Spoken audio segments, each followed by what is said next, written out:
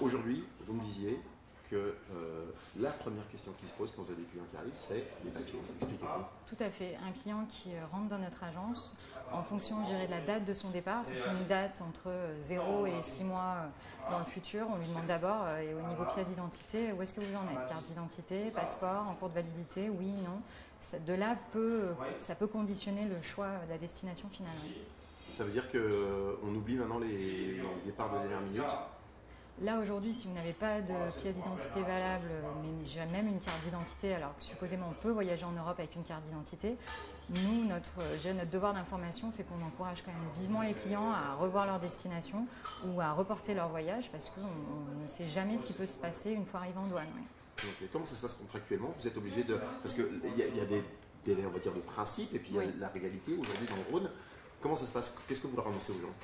Alors nous, notre devoir d'information, c'est de dire à notre client en fonction de la destination qu'il choisit, quelles sont les formalités pour lesquelles il doit être astreint. Donc un vol long courrier, bien sûr, ce sera plutôt du passeport. Sur la Méditerranée, on fait un peu le tour pour s'assurer que c'est bien la carte d'identité. S'il n'est pas à jour, clairement, nous, aujourd'hui, on ne prend plus aucun risque. On ne va pas aller faire un refus de vente, mais ça reste notre devoir d'information de dire ce qu'il en est. Ça reste au client ensuite, sa responsabilité de se mettre à jour de ses formalités. Là, on est à la fin de l'été. Vous avez eu cet été ou au début de l'été des cas de gens qui soit n'ont pas pu partir, soit ont été contraints de revoir leur plan pour cause de papiers pas en il y a cours. clairement deux cas. Alors aujourd'hui, on n'a pas vraiment pu quantifier le manque à gagner, mais bien sûr qu'il est là. Jusqu'à maintenant, l'été, ce qu'on appelle les VDM, les ventes de dernière minute, c'était je viens aujourd'hui pour partir lundi, mardi, la semaine prochaine. Aujourd'hui, on ne peut absolument plus envisager ça avec des formalités qui sont aussi longues à obtenir. Donc avant, on avait tendance à faire attention pour des départs entre 0 et 3 semaines. Aujourd'hui, notre délai il est beaucoup plus long, il va jusqu'à 6 mois et pour des destinations qui sont pourtant proches. Ouais. Ok, ça veut dire que la notion de vente de dernière minute, elle est en train de...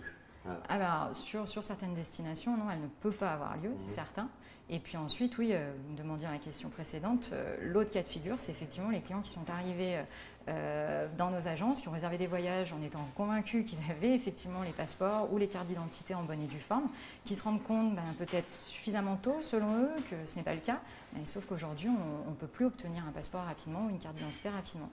Ni d'ailleurs sous une méthode d'urgence quelconque en fait.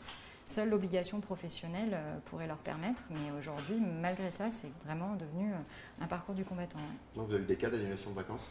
On a eu des cas un petit peu, oui, tragiques dans ce style-là, de devoir reporter les voyages dans le meilleur des cas. Si vous avez face à vous un tour opérateur qui a la marge de manœuvre, de pouvoir annuler un petit peu en dernière minute et de proposer un report, soit on a eu des pertes sèches et qui là sont totalement à la responsabilité du client à partir du moment où nous, on a fait notre travail d'information.